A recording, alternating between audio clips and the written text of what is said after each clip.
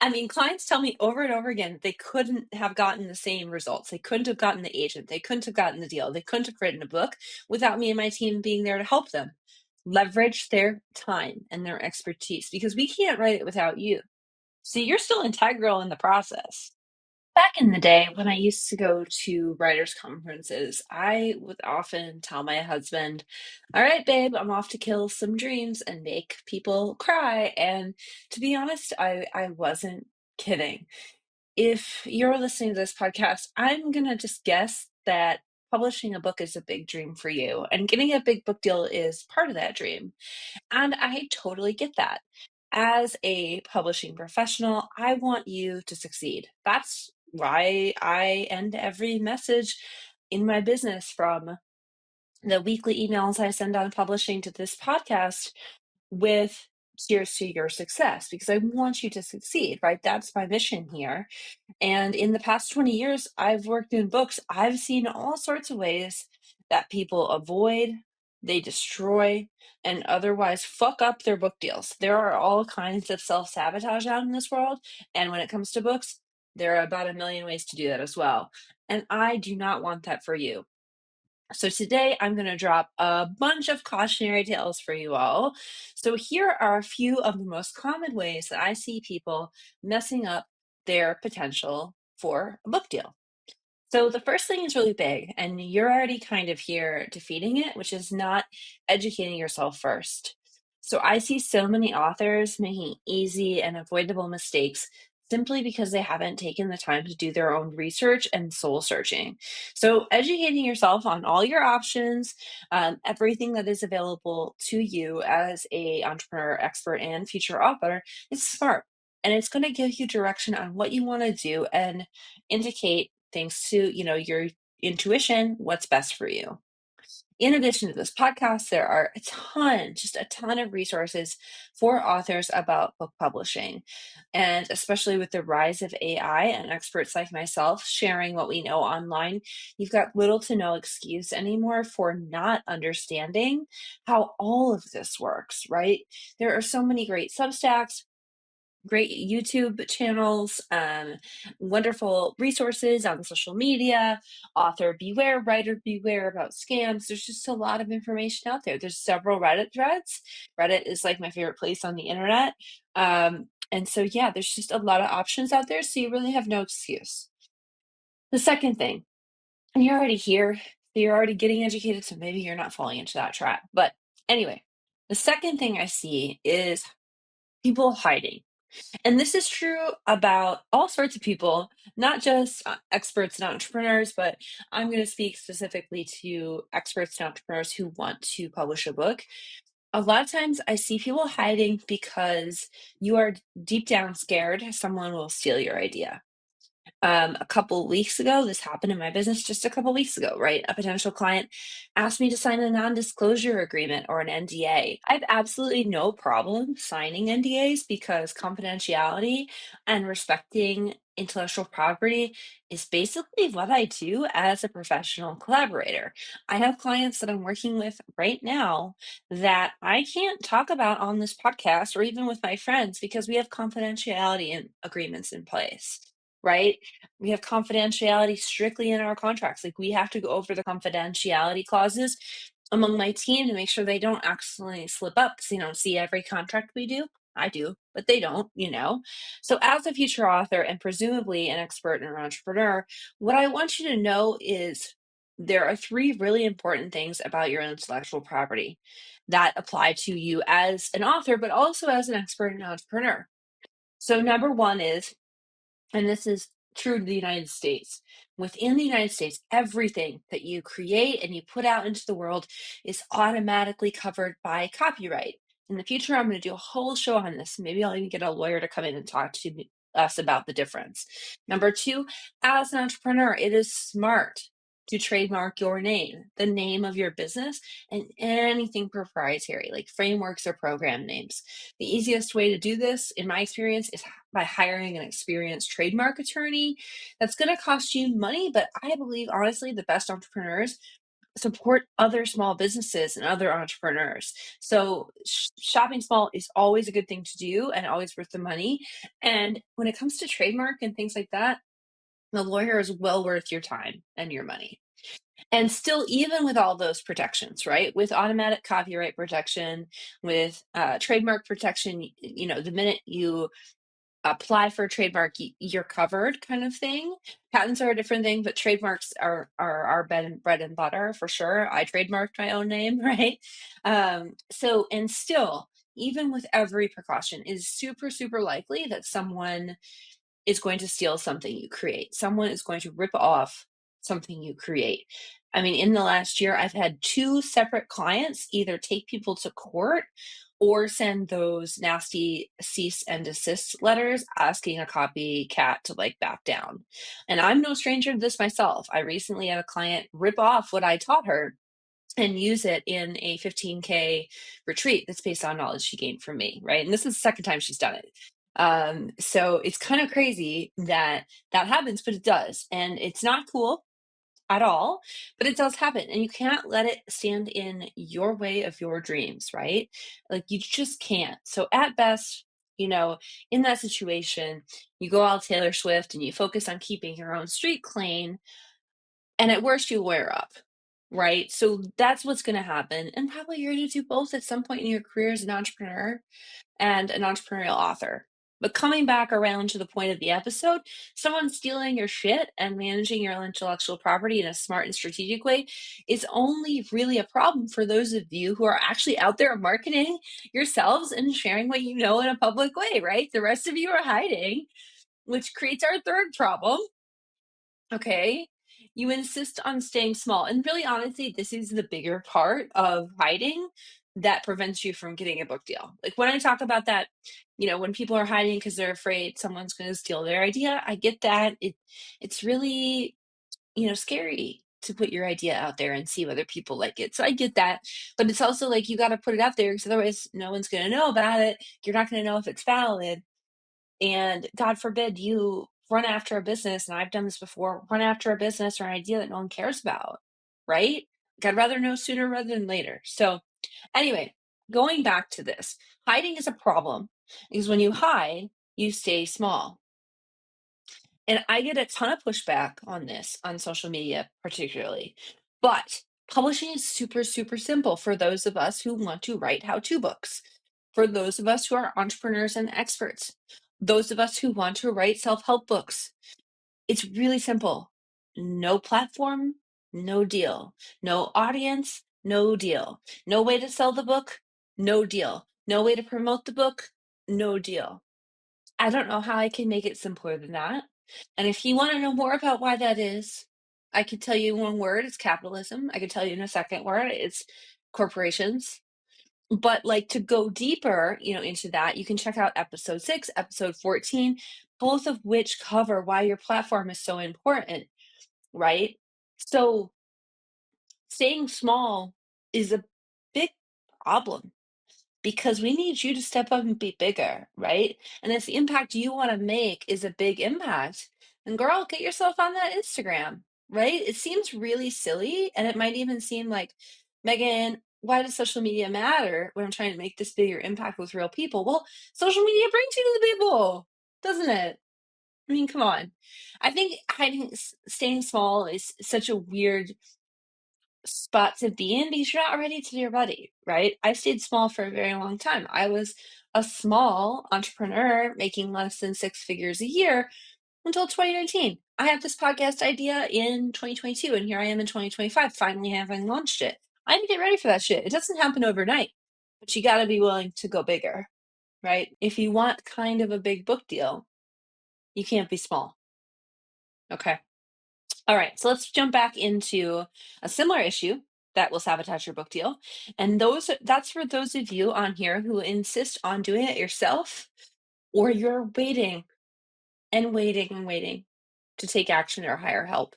So this is a problem for practical reasons. I often say that I've never seen an author written book proposal that I didn't want to tear to shreds. And I say that not as kind of as a joke, but also because it's true.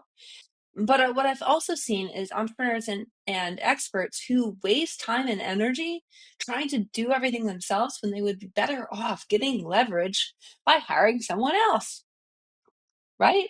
So here's a great example. A client of ours recently hired my team to help write a proposal, right? Because she knew that she was out of her area of expertise and she knew we could do it better, right? She knew that she didn't know how to write a book proposal, would waste time and money doing it on her own, and that we knew all these agents that she wanted to, have represent her book, right? We have, a bunch of agents in our back pocket. We have a bunch of publishers in our back pocket.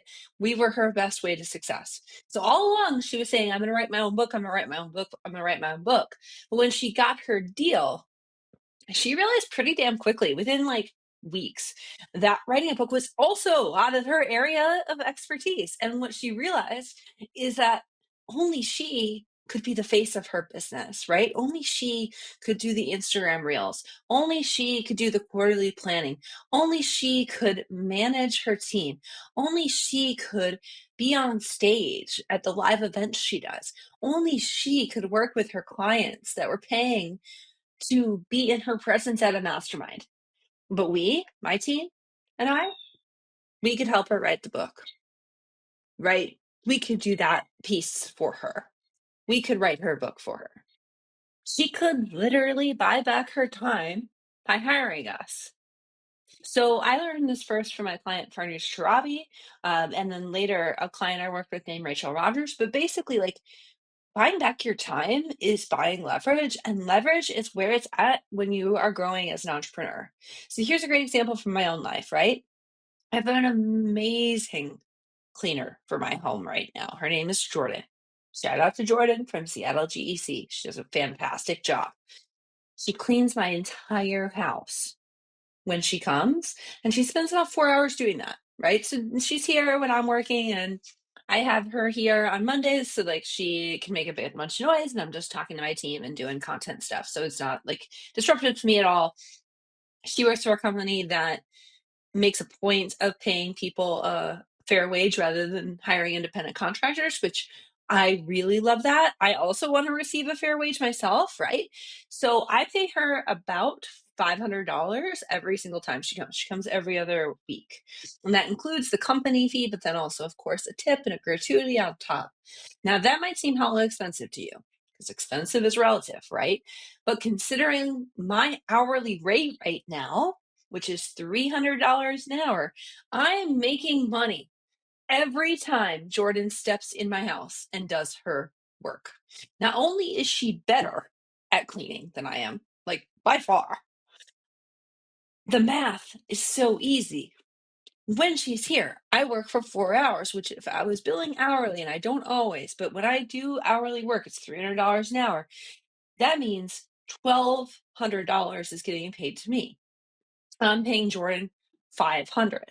That means I'm netting out $700 every single time, and I have a clean house, and I get all this work done, right? It's amazing. So that means paying Jordan is well worth the cost, right? So let's apply that back to you. As an entrepreneur who wants a traditional book deal, what you want to think about is how the advance from your future publishing deal can and will cover the costs of hiring help. Okay. So while you do have to wait, right? Every investment you make in your life and business should have a return, but it might be a sketchy return until you prove it out. And while you do have to wait and take a chance, because no one honestly can really guarantee that you're ever going to get a book deal. And if someone does, please run away.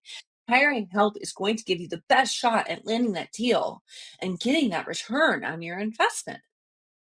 Like, honestly, which isn't just money, right? It is also your time.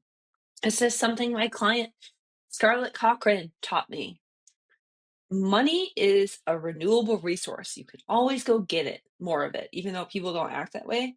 You can always go get more money, right? Money is renewable. Comes back into your bank account every week or every 2 weeks or every month or however much you get, however often you get paid. Time, it's gone, right? I am recording this on a Tuesday. It's 3:05. I'm not going to have this Tuesday in April at 3:05 again. Never. That's it. That's all, right? And that can feel really anxiety producing. But in terms of this, I mean, existential, basically. But in terms of this conversation, bringing it back in. I mean, clients tell me over and over again they couldn't have gotten the same results. They couldn't have gotten the agent. They couldn't have gotten the deal. They couldn't have written a book without me and my team being there to help them leverage their time and their expertise because we can't write it without you. See, you're still integral in the process, right? We can't write it without you showing up, without you telling us what you want it to be. And we're just here to guide you. And in that way, hiring us is the same as hiring that trademark lawyer or that person to run Facebook ads or that person who understands how to integrate APIs of different platforms. I don't understand any of that. So I hire for all those things. And so should you. So do it yourself in this realm at your own peril. So let's rewind this one back, right? The whole episode back, because I have covered a lot of mistakes for you to avoid, and you likely need a recap because I certainly do. Number one, don't go in blind. Get educated on all aspects of publishing first. The information is out there, and it's not just limited to this podcast. You can listen to other podcasts. I won't be mad. I promise. AI isn't awesome for everything, right? It's obviously really trained on people's copyrighted material, but it is amazing at research. That's what me and my team use it for. Um, so use it for that. Check what it tells you. So make sure it's not hallucinating, right? But like use it for research. Put in your type of book and see if there's podcasts about it, if there's Reddit threads about it, if there's a Substack writer about it. Get really good at understanding what is available to you in traditional publishing so you are learning from the right people, as I talked about in a previous episode, and you're actually taking the right steps for where you're at. Because I see a lot of people doing the wrong steps at the wrong time. Second, don't sacrifice your dreams out of fear that someone's going to steal your shit, because someone will steal your shit no matter what, right? So instead, take pride that your shit is good enough to steal and good enough for someone else to monetize. That when I started thinking about that, because I had a client, Dr. Erica Jordan Thomas, who went on Instagram and was like, yo, and I'm inspired by her for sure. She said, yo, when someone steals your shit, yes, give them a cease and desist. Yes, talk to your lawyer about it. But more often than not, celebrate yourself because your shit's good enough to steal. And I just love that. So I'm using it. That's my advice. I'm going to give it to you. And I'm going to double down on that and say, your shit is good enough to steal and monetize it. All right. Third, don't stay small, or really don't stay small and then get mad that publishers don't want to give a book deal to someone with zero audience and zero ability to sell books. That's not you. It's not personal. That is capitalism and the needs of a corporation to make money. It's not fucking personal. Don't make publishing personal, right? I'm telling you the rules of the game. Don't waste time arguing about the rules of the game or feeling sad about the rules of the game. Go fucking play the game. All right. Next. 4, don't insist on doing it all yourself or waste time trying. In my experience, this only leads to frustration and a loss of time and money, which is actually why people try to do it themselves in the first place. They want to save time and money and then they don't. There are so many great editors, freelancers, professional book clubbers like me. I'm not the only one out here in these streets. Hire somebody, right? Preferably somebody with good receipts. Talked about this in a previous episode as well, how to hire help. Check that shit out. Listen to it. Get the freebie in the show notes for that episode, and do your due diligence on anybody you hire. Super important. Okay, so now that I've told you everything you could be doing wrong, I want to give you an opportunity to do something that's absolutely 100% going to benefit you. Yay, and move you towards your book deal.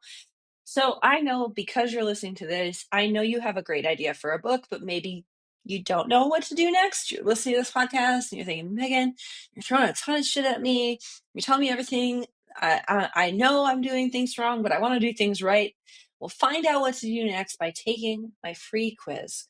When you answer 8 simple questions, I will be able to share my best resources to help you move towards your goals, whether that's working with me and my team or not, because no matter what I say, I do mean it when I say, cheers to your motherfucking success. See y'all in 2 weeks.